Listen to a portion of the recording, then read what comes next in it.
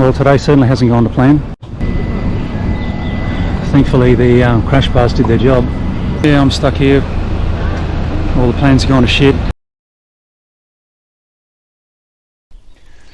Well, today has been a totally weird day.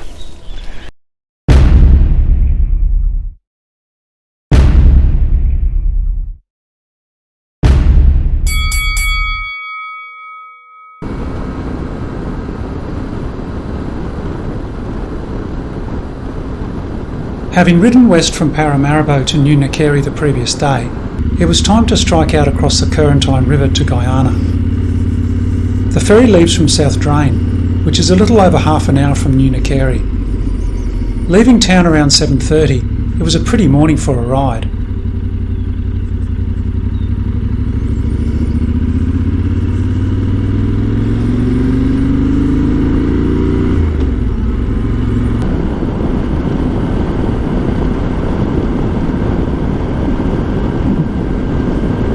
Well, today certainly hasn't gone to plan. I was just sitting by the side of the road about 500 metres away from the ferry terminal. A bloke came around the corner, locked up his brakes, was doing way too much, I don't know what it was, couldn't make the corner and just smashed straight into me. So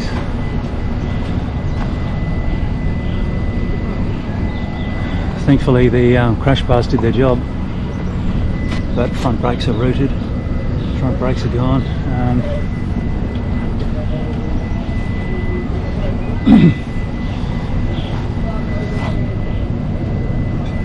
My foot doesn't feel too good, but I don't want to take it out of my boot yet in case I can't get my boot back on again.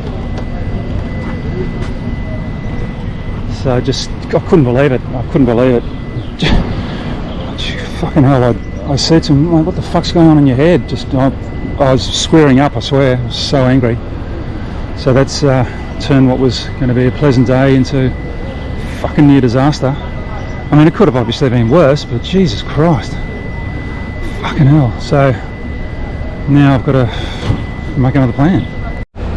So just waiting now for the cops to turn up at the ferry terminal here. And the car's queuing up to get to Guyana. And yeah, I'm stuck here. All the plans are gone to shit. So just waiting for the cops to make a statement.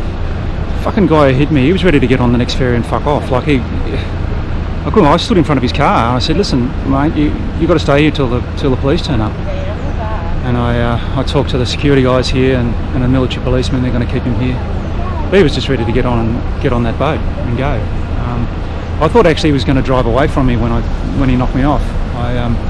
He went a bit of a distance away and then sort of paused, and then he went a little bit further, and I thought he's going to just do the bolt. You probably realised he couldn't get very far because it's a dead-end street. But fuck. I just think he could have been a hell of a lot worse than it was. If he'd hit me, well, you can see here if he's hit me here, and I was sitting on the bike here, so if he'd come a little bit further forward he would have smashed my leg to bits. After the police turned up, we spent about an hour with them explaining what had happened. They checked out the damage to my bike and to the car that hit me. Then, without a word to me, the bloke who had run into me left the police station to catch the second ferry of the day to Guyana. The police offered to show me where the hospital was in New Nakeri so I could get my foot checked out.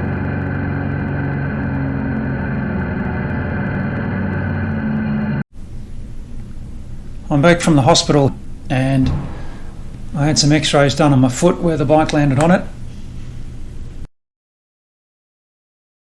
And thankfully they've shown I've got no broken bones, so I'm very pleased about that. But as you can see, it's pretty chubby. My ankle's disappeared altogether. Normally it looks like this, all skinny. So, yeah. So I'm pleased it's a great relief not having any broken bones, that's something, but it's going to take a while for the swelling to go down, and I'm not moving too well, I can tell you that much. By now I was hoping to be in Guyana somewhere, but today really didn't turn out how I'd hoped. And I never thought this morning when I woke up it was going to end up like it did. Anyway, I'll have to think about what I do from here. After a 4-day lay-up in a hotel, the swelling in my foot had gone down sufficiently for me to squeeze my boot on. With no real option to get the bike repaired in Suriname, I decided to make a second attempt to reach Guyana. From what I could find out online, there seemed to be a couple of bike shops in the capital Georgetown that might be able to help me out.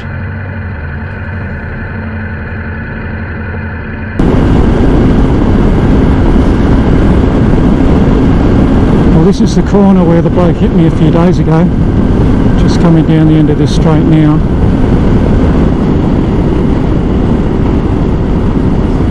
So there's signs here, there's rumble strips. But there's a 30k an hour sign. You can see the river straight ahead of you. So, I mean, there's no excuse for not knowing there's corners here.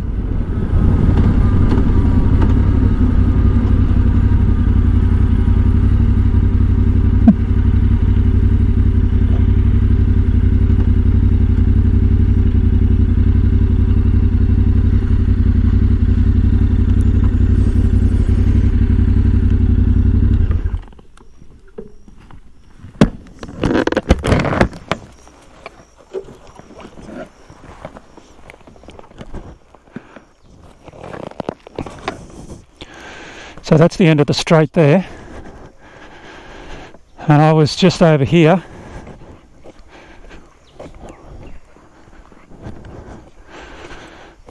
Just about here somewhere, I guess. And under this, it's funny, this is a mango tree here, and everyone who's asked about the incident, I told them where it was, and they said, "Oh, under that mango tree." I'm like, "Yeah, that's the one."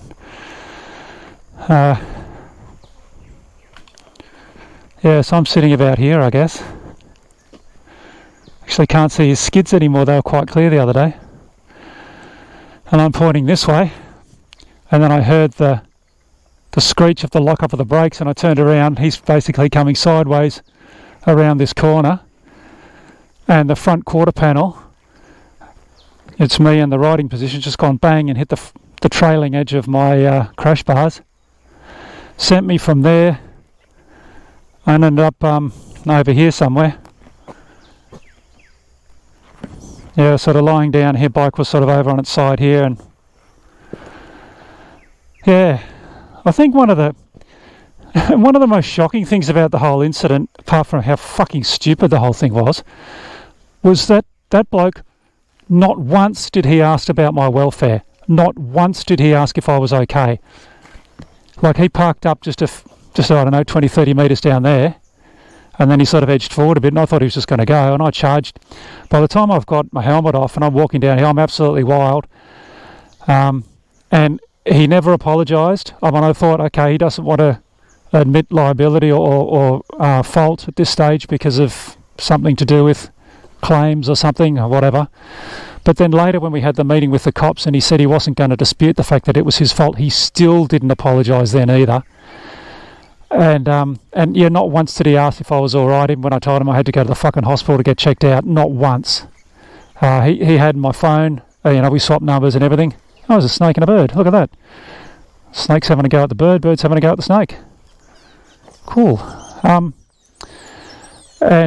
Yeah, and he no message afterwards saying, "You okay?" or what happened, or did you break anything? Nothing. Absolutely nothing. I don't know, that maybe he never recovered from me calling him a fucking idiot, but he definitely qualified for it. Anyway, I'm going to go and try and get on the ferry. Hopefully today will go a little bit better. Unbelievable.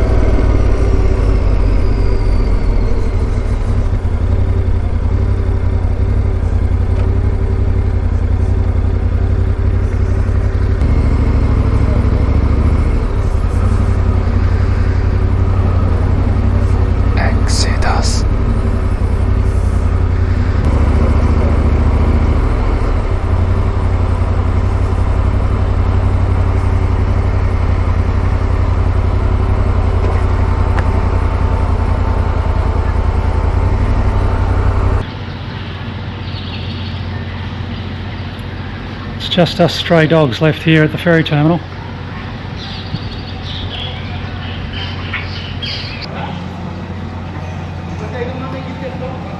There was an issue with my export permit not coming through, even though I was assured everything was in order and I could leave.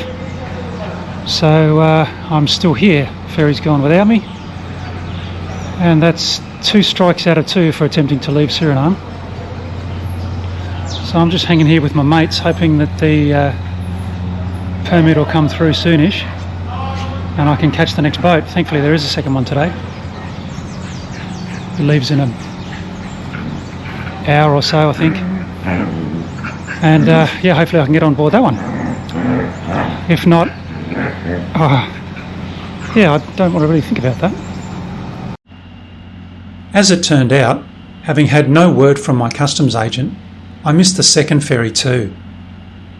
Even the stray dogs abandoned me. Well, today has been a totally weird day.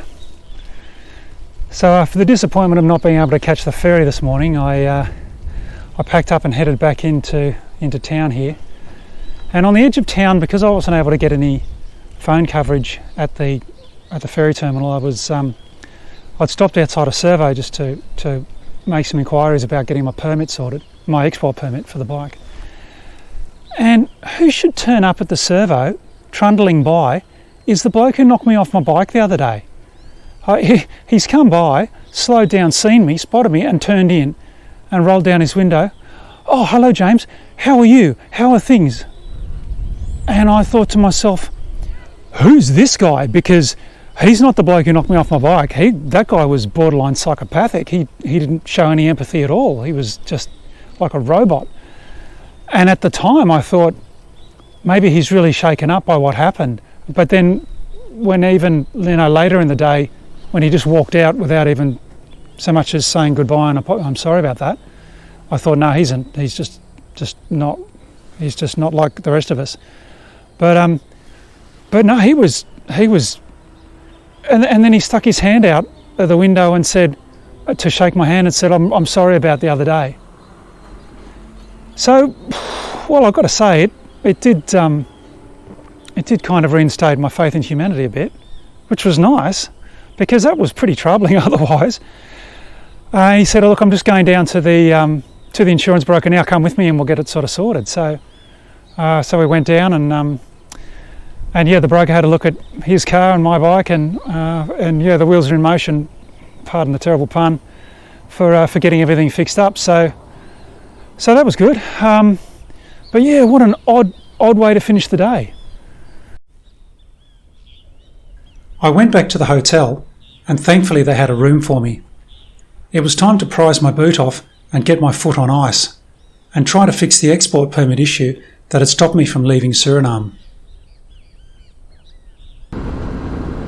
Next morning, armed with a new export permit from my customs agent, I rode back out to the South Drain ferry terminal. I was hoping it was going to be a case of third time lucky.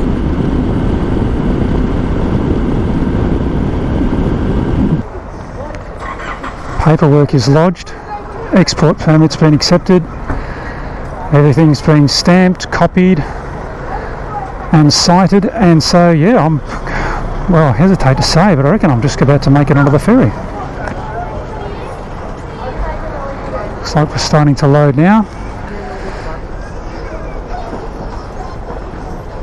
But everyone was very friendly out of all the officialdom here. They all knew me from the last couple of days, and some from the day of the crash.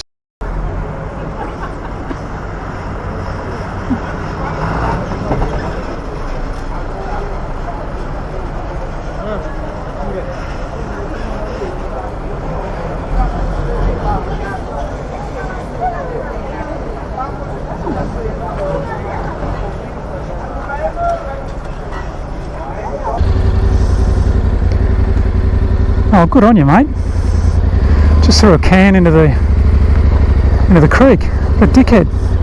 What you do with your rubbish says a lot about you.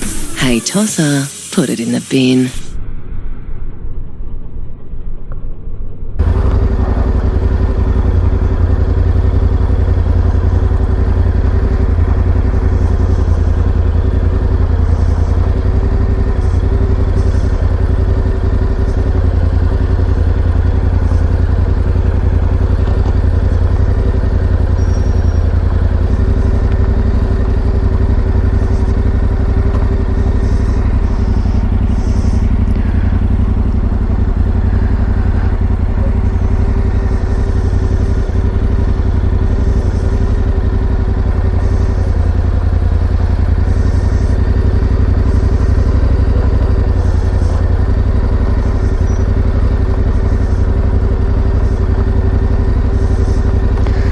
missing my front brake at the moment. Very handy.